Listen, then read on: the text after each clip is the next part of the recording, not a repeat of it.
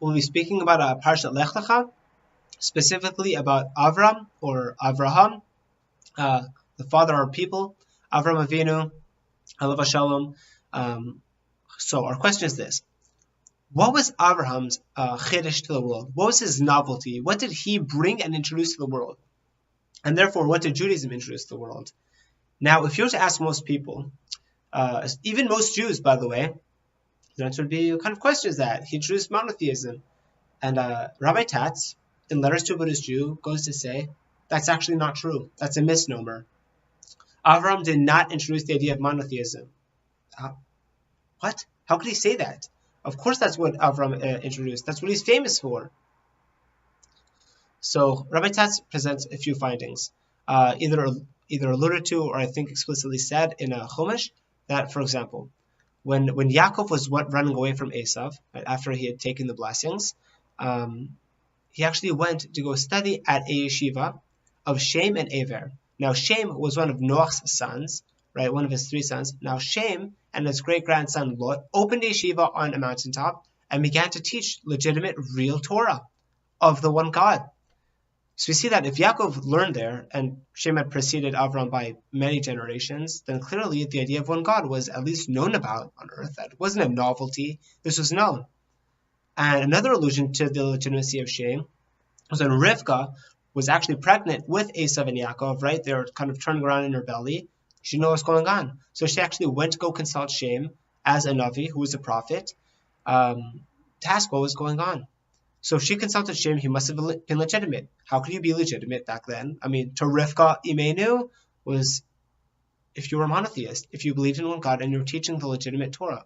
So, if that's true, then what was the chiddush of Avraham Avinu? What did he introduce to the world that was so new? If it wasn't monotheism, right? That's what we know as the Jewish idea to the world. What else could it be? Rabbi Tat says it was not monotheism. What Avram introduced to the world was not Torah, it was the idea of mitzvah. Now what does that mean? What is a mitzvah? A mitzvah is that amazing spiritual action that engages the physical. So what's the Jewish chiddush? It's the idea of actually engaging the physical, taking the physical world, and elevating it into the spiritual. Now, a Jewish person will think, well, like, yeah, of course, that's what Judaism does. But we need to really take a step back and really evaluate it from, like, I guess, a critical perspective. Most of the people in the world don't agree with that perspective. If you're to look at other spiritual systems, how do they engage the spiritual world? They step away from the physical, right? Even now, there's so many movies and so many books about this. When a person wants to go like spiritual and really wants to connect to his spirituality, what does he do? He disengages. He either goes into the forest, he goes into nature, he goes onto a remote mountaintop to find people of spiritual greatness. They don't go into the city. They go away from people, away from physicality. They disengage the flesh, right? They usually will try to refrain from eating.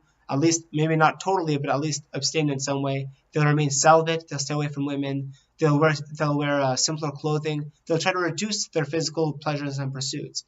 Judaism, unbelievably, says that's not the way to spirituality, at least in a Jewish worldview. The Jewish worldview has an idea of mitzvah. We actually connect to the physical world and we elevate it and raise it. How do we see this?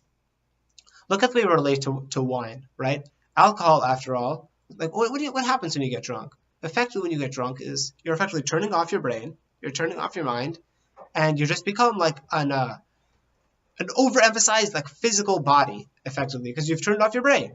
The more drunk you get, the more your brain is turned off. Judaism doesn't see it that way. They're like, look, it's true. It's true that alcohol has that potential.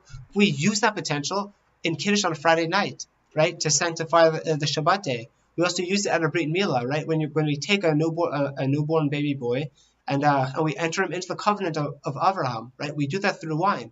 Under the chuppah, when a man and a woman get married, which could be horribly like the physical action, we don't see it as a horrible physical action. First, I mean, forgetting the wine right now, we actually take this mitzvah of the yichud between man and woman, and we say, "Hamekadeshet Yisrael al yedei chuppah v'kiddushin," right?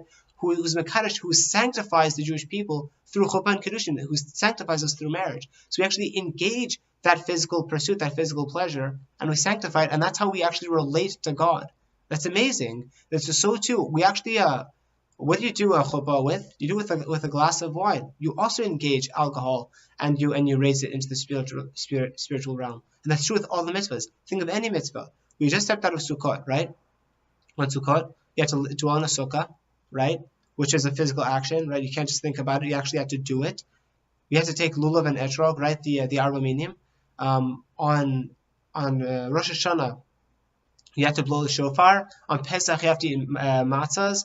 On Chanukah, you have to light candles. On Purim, you have 4 specific mitzvahs that you have to do. All of these things are actually engaging the physical world and elevating that to bring you higher and to elevate you and to bring you closer to God. That is a revolutionary idea. It's a revolutionary idea. And that is the Chiddush of Abraham. That is what he introduced to the world. And that is why it's not Shem who offended Nimrod so badly, because Nimrod effectively ignored Shem. It's like, Shem, you can live on your mountaintop. I'll control the physical world. When Abraham introduced his system, Nimrod's like, oh my gosh, you're stepping into the physical world and you're elevating into the spiritual. For that, Nimrod threw Abraham into the furnace. And now why? Because that is the revolution that is Judaism. That is what has caused people's consternation against Judaism so frequently throughout the ages. Have a good Shabbos.